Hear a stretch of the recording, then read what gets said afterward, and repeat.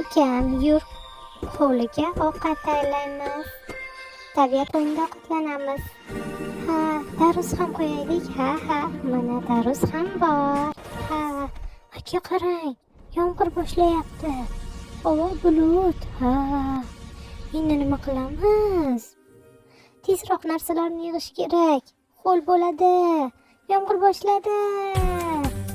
Tezroq uydan zuntik olib chiqish kerak. Ha. Aka, keling. Zuntik tagida ovqatlanamiz. Mayli, yur, ovqatlarni olib kelamiz. Voy aka, qush keldi, qush. Yomg'ir ham kamayib qoldi, do'stlarimiz ham kelishni boshladi. Keling, suvda sakrash o'ynaylik, hamma yoq suv bo'libdi.